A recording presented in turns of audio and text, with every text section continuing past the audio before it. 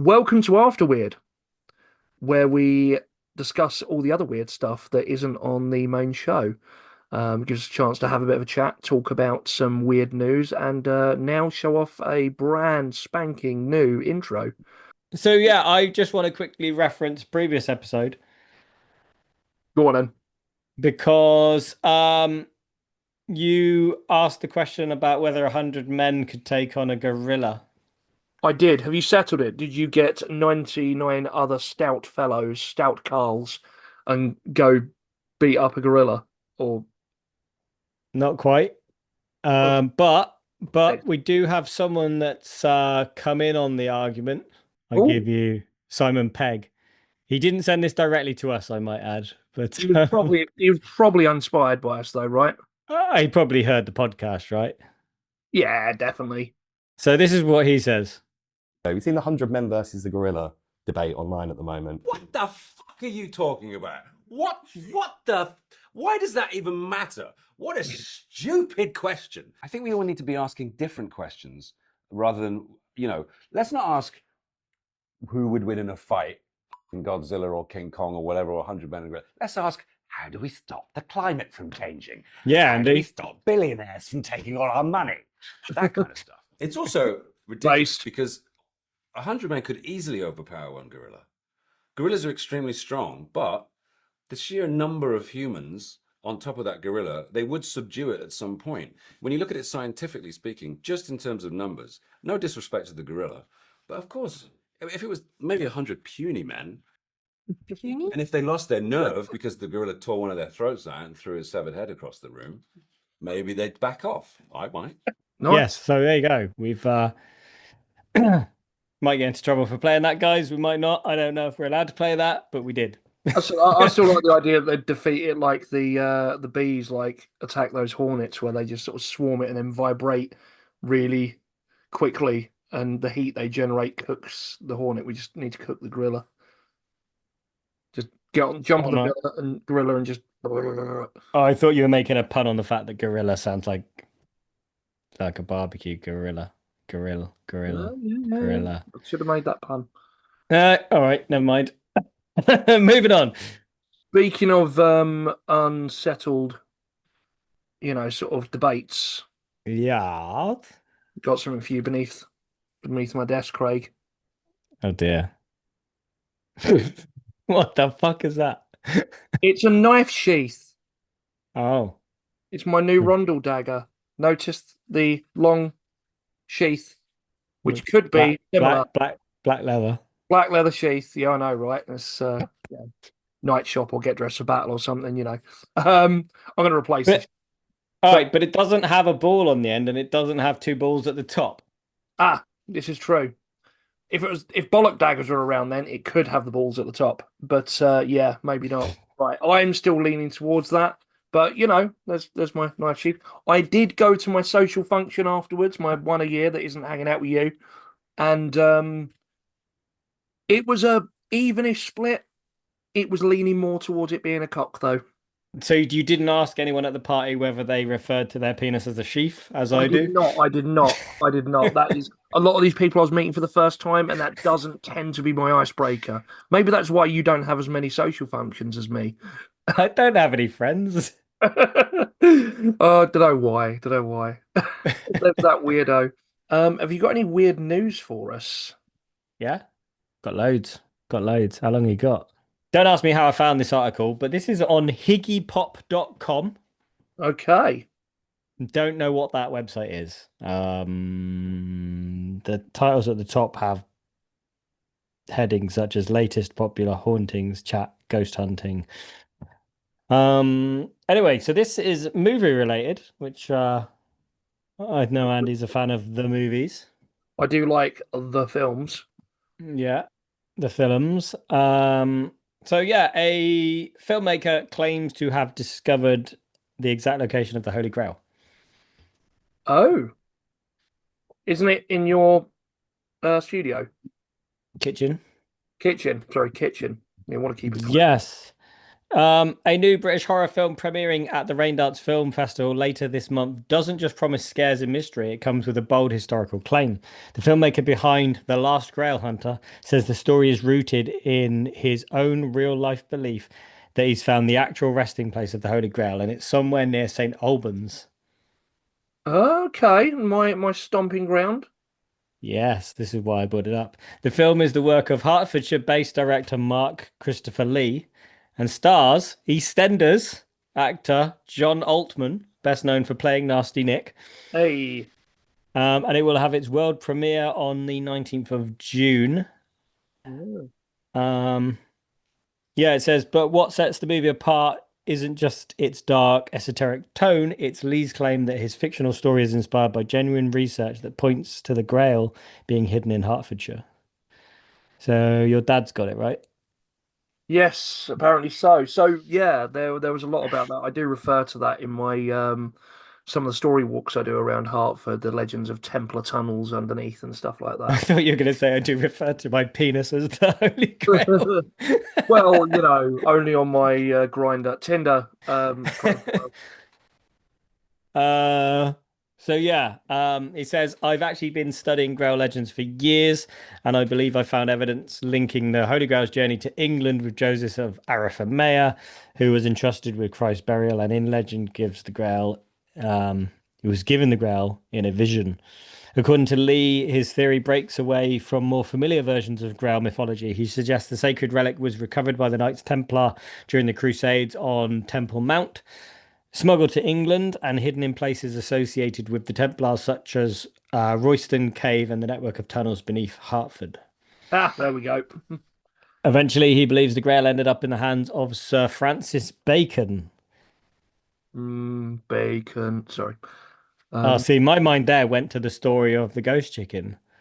Yes. That we did on ghost animals. Yeah. If you don't know, people, go and watch Ghost Animals episode. It's quite old now. Can't remember when we did that, but there is a ghost chicken. It was a poultrygeist, I believe.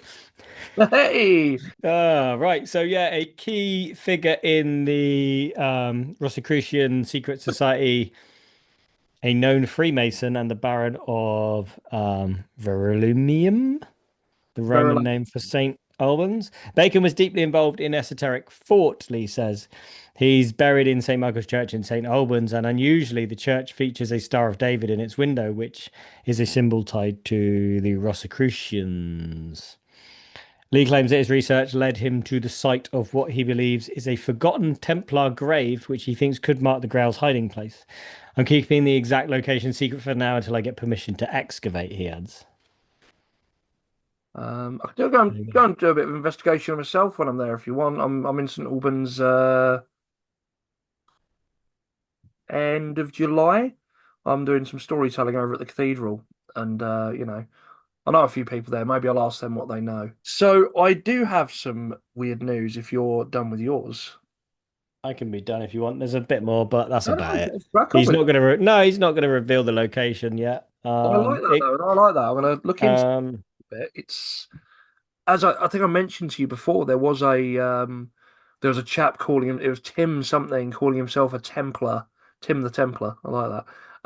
In Hertford, it was him and his brother who said they were part of the modern Templars. Should he not be a Templar? A Templar Tim. So anyway, he was sending like all this stuff about the Grail and about the warning people away, saying there are caverns down there, there are tunnels, but they are still in use, and it is dangerous to go in these places. As in, like, there's traps and you'll get killed, and there are secrets down there and stuff like that. There was actually though a demand sent to the Vatican about a decade ago, maybe a little bit more. Demanding an apology and a pardon for the Templars after they were destroyed by the church. And it was from a PO box in Hertford. So I'm guessing it was those chaps. So I don't know if you heard, there's a lot of memes going around. In Louisiana, there was a plantation an old sort of plantation that was had a very terrible history of, sort of slaves being kept there and used on the plantation and abused there, and it burned Don't down. they all? Yes, obviously, but this one is particularly. I don't know actually. I don't know if technically every some might have not used slaves. I imagine most of them did, but this one had a particularly nasty history. There was a lot of the kind of redneck kind of pride in it, and sort of the certain people of a certain political leaning was quite proud of it, and a lot of people that wanted rid of it and getting rid, and it burned down recently, and there was very mixed emotions about this. Anyway, so this is from USA Today, and I'm not going to tell you the title. I'm going to go part way in because it's funnier that way.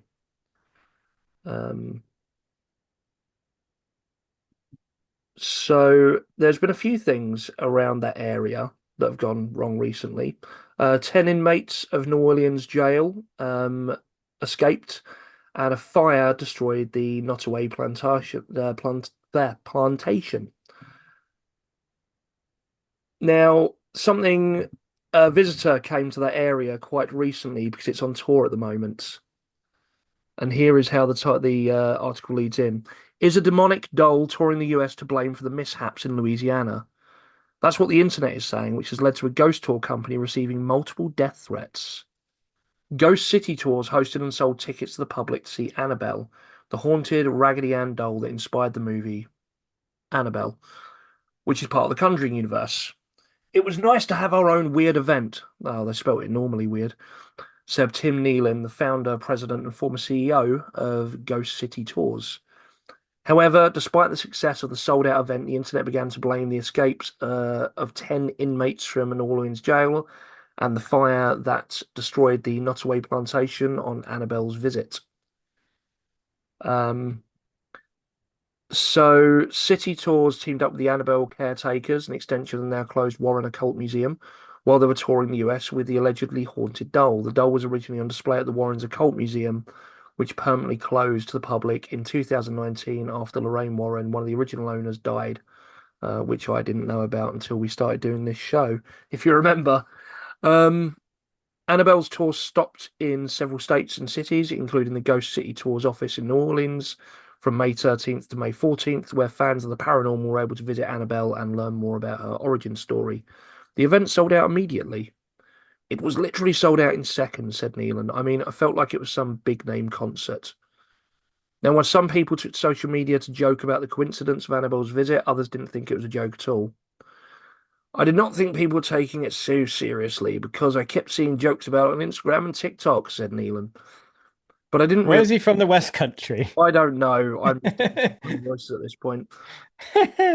But I didn't realize people were out here like actually thinking this was legit. Some people online are absolutely convinced that Ghost City Tour is responsible for the plantation fire and the inmates' escape, according to Nealon. People are even sending death threats. I can never imagine sending anyone a death threat at all, let alone an over a. It just says expletive here. Let your imagination run wild. Haunted doll, he said. But yeah, that's about it. Now, interesting. I don't think it's true necessarily. And you've got that look on your face where it looks like you think it might not be true as well. No, I'm just checking something else. Okay. It was more to do with the fact apparently Annabelle was supposedly went missing in Chicago, and that's where they said she's never been in Chicago, she's in the museum. So I see. it was a follow-on news story that was unrelated to the plantation. So I believe she was in that place, but Oh well, I rescind everything. It was clearly Annabelle. But no, I just like how that lovely little doll is popping up in the news. I mean, we talked about how the Annabelle story, like a lot of things we poo-poo, was bullshit. But also, are you telling me if you had to sleep with the Annabelle doll, the actual Annabelle doll, unboxed next to your bed, you would have a completely comfortable night? 100%. yeah. Yeah, that's a doubtful yeah. That's a doubtful yeah. Yeah, so the rumors went that after that she broke free. Um, while singing and pushing a Hoover along. she, she broke free from a case and may have been connected to a series of incidents in Louisiana that has been debunked. Ah, there you go. Uh, for context, since the Warrens Occult Museum is closed to the public, the New England Society for Psychic Research takes objects, including the supposedly demonic doll, from the collection on a tour known as Devils on the Run. So Um, we're planning on starting off our Wyrd Wessex on tour with going to Cornwall, sort of southwest at some point. And but eventually I like to think we'll get to the point where we'll head over to the States and do it. And I think that should be on the stop on our way yeah, to so that on our way to Willow Creek. So that's where I got mixed up, was that after the incident, it was rumored that she escaped en route to Chicago. Ah. Like Um, some real demented Toy Story kind of scene where sort of jumping out the back of uh, where's the actual quote? Yeah, loads of people on X, Twitter, were saying that it was missing. I'm trying to find, there is the guy in a TikTok video shared on May 25th. They confirmed that Annabelle is safely in the Occult Museum, with text across the screen saying Annabelle is not missing, was never in Chicago. Okay, but was in Louisiana. Yeah, apparently. But she didn't break free. I did have one last bit to talk about, which I found quite interesting. I don't know if you've got anything else to bring up first. A couple of weird news bits I wouldn't mind mentioning. Go on then. Go on then. So yeah, I just wanted to briefly mention from cornwalllive.com, who apparently report on things outside of Cornwall, Andy. I don't know if you know that. Wow, good thought. I know. This one is a story from residents in the small town of Bewdley in Worcestershire. And the headline is Big Cat on the Prowl Fears After Mutilated Carcass Found. Basically, the idea is that some local residents are going to place some wildlife cameras to try and film a big cat. But I'm not convinced it's a big cat. But I've just opened up the picture and I'm not convinced it's a big cat either. based on the description of it basically having been disemboweled, and at least one local resident commenting that removing the stomach contents before eating is classic big cat behavior. Like, I'm not convinced that that's the case, mate. No. There was a friend of mine has a horse in a field not too far away, and next on that same sort of bit of land, there's an enclosed area with a bunch of red deer. And one year, these guys decided they didn't want any baby deer that any does sort of any fawns, sorry, that year. So they sort of got rid of the males, but one local red deer stag managed, a very young one, managed to get into the enclosure and basically shagged itself to death. It's a thing they do. They basically spend all their energy. They don't eat properly in rutting season. They're all geared up to fighting off other males and shagging. And so this thing managed to cover pretty much the entire herd. And then it dropped down dead of exhaustion and malnourishment, and it looked all like gaunt and sucked in. But we went to pick it up. They said there's a dead deer here. Do you want it? So a few of us went to grab it. And it had only been there for a day, but again, like most of the backside had been eaten out, and the guts had been started, like the stomach had started, and that it might be classic big cat behavior, but that is also classic fox behavior. They do it too. Yeah. But yeah, I'm guessing you'd sort of come to a similar conclusion on that one. Yeah, I think a dead disemboweled animal does not mean that you've got a big cat, I'm afraid. No, you look like if it's got similar bite marks, if it's a fresh kill and it's been disemboweled that quickly, yeah. Like, if the blood's still, flowing and, maybe you think, okay, something's disemboweled that like about 10 minutes ago, maybe. But I mean, looking at that picture, that kill looks quite old. Yeah, which means it's probably been gone at by multiple animals at that point. Yeah. Yeah. Um, See, you'd hope with Cornwall Live that they'd be doing a it'd be a big cat in Cornwall because obviously you got the Beast of Bodmin Moor and all that sort of stuff, and I've heard of him. Anyway, before you go on to your last thing then, I've got another article that was on the Higgy Pop website. I'm liking the Higgy Pop. okay, let's have it. Greenland UFO footage raises questions over secrecy. Sorry, start that again. Put my teeth back in. And Greenland UFO footage raises questions over defense secrecy and geopolitics. Okay, bit of a hot topic recently, wasn't it? Greenland a few months ago with all the America deciding they should have it, and maybe this is why. Go on. A new interview on Reality Check with Ross Coulthart, available on News Nation's YouTube channel, has drawn attention to a series of mysterious sightings in southern Greenland. So Ross Coulthard speaks with Danish UFO researcher and lawyer Martin Kleist, who presents footage of what he claims is an anomalous object filmed rising from behind a mountain near the town of Narsarsuaq. Apologies, Greenland. uh, Yeah, so according to Martin, the object was visible to the naked eye and captured using an infrared camera during a research trip to the remote region. Footage shows a glowing light that rises into view before abruptly vanishing. He describes repeated sightings in the same location, often witnessed by credible observers, including pilots and air traffic controllers. Martin says some of these sightings are not new to the locals, who have seen strange lights for years. He says he was tipped off by a Greenlandic pilot in 2023 who described an oval-shaped craft seen during a helicopter landing. The pilot also claimed that sightings in the area were frequent, happening daily, and had been witnessed by other professionals in aviation.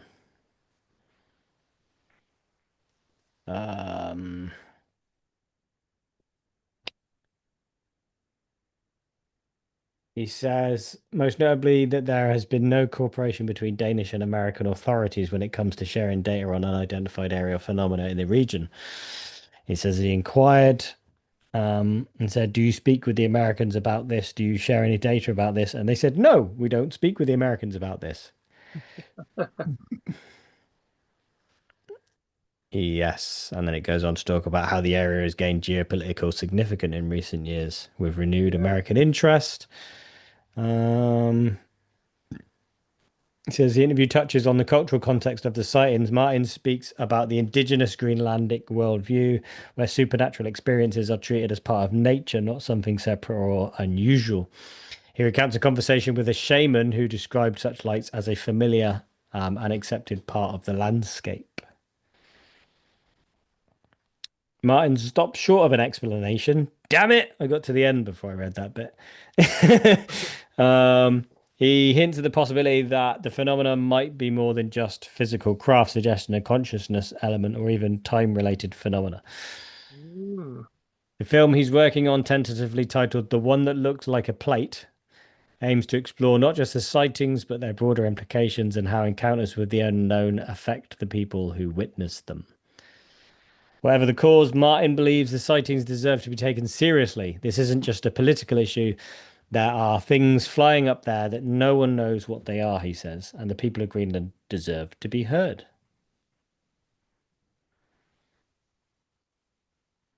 Ah, interesting. Maybe a future episode in the mix there. It does come around the same time, though, I think. Didn't like America recently say that they'd been like seeding false information, like the government, like Area 51 and stuff were all them just seeding lies to distract from their secret spacecraft and aircraft and stuff. So I don't know.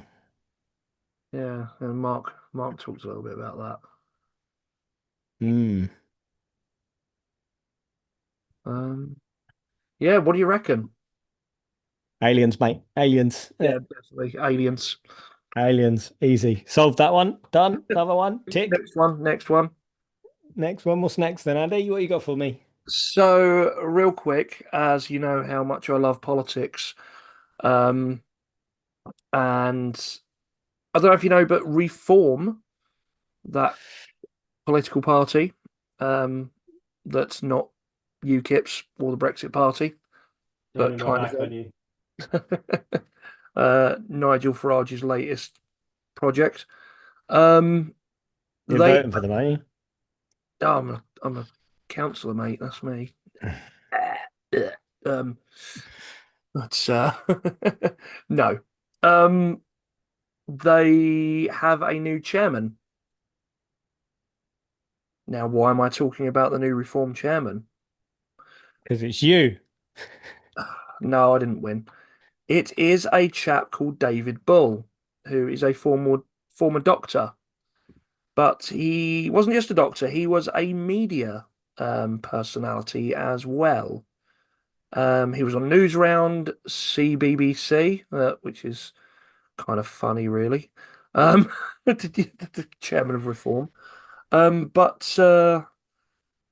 for a while, he was presenting on Living TV a little program called Most Haunted. Oh, I've heard of that. Yeah. Yeah. One of the most legit programs on the paranormal that we've ever had, right? Exactly. He was on Most Haunted Live from October 2002 till October 2005, hosting 3-hour installments that featured paranormal investigations, broadcast live with interactive sections, blah, blah, blah, blah, blah. But yeah, Exactly. and he was on. I'm not going to play the interview because sod that. But he was on TV talking about his experiences on Most Haunted and stuff like that. So one of the future potential leaders of the country. I hope not, but maybe is someone No. that run. That used to present Most Haunted, which I think's kind of weird, and just kind of cements my opinion of aspects of that show a little bit more, I guess. Um, yeah. So if we do ever manage to get someone from the Most Haunted team to come on the podcast, Mm. can it not be him? Let me just cancel his booking. Hang on. Yeah, Craig just agreed to do some leafleting and tick some boxes for him, and in return for an interview. Yeah, he said if we do some leafleting, then yeah, we get an interview. Yeah. He'll tell us all about the behind the scenes stuff and Derek Akura. Yeah. Craig now pulls a cord, the Wyrd Wessex banner falls down to reveal a Reform UK banner. Apparently, one of his big things is he wants to bring back the death penalty, quite liberally, sort of spreading that around. Which you think someone that believes in ghosts and people, you think you wouldn't want to do that. Like, if he was one of the ones responsible for bringing it back and people knew that and then they got killed, like they're coming to haunt him. Do you think sometimes we're as a species, shall we say, we seem to be sort of like 2 steps forward, 5 steps back almost like Absolutely. I could wax lyrical about that for a long time, but I probably shouldn't because, I'd get upset. Um, but yeah, no, I think we do that, and whether that is through certain superstitions leading us down dark paths or just our own prejudices and bigotry or just lack of desire to understand each other, I think we do fall down that quite a way sometimes. But at least you've got quality podcasts like our own to cheer us up, I guess. oh, our one. I thought you were going to start listing another podcast you've been listening to. Yeah, last podcast on the left, right? I've heard of that. Into the Oh. Fog, some good ones. Someone that does strange, dark, and mysterious stuff.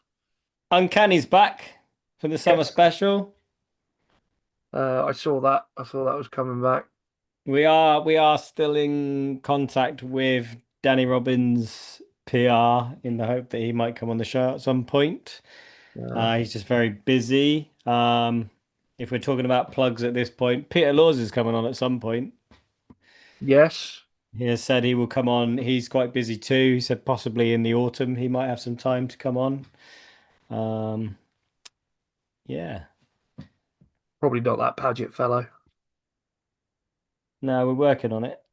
Yeah, so that's about it. I think we've rambled on far long enough. So that's not even a proper sentence. We have rambled. We have been weird. And thank you for listening to AfterWyrd.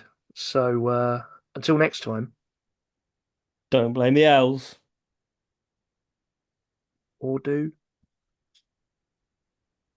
Just funny that we use that because, like, it's a really weird sentence. It's a weird sentence. Yeah, you kind of have to know. You have to have seen that one episode to get it. But in a way, I think it kind of works if you don't get it. Just like, what the fuck? What episode was? That was the one that's going out next week. Oh, fucking hell. It was the harvest. It was the harvest.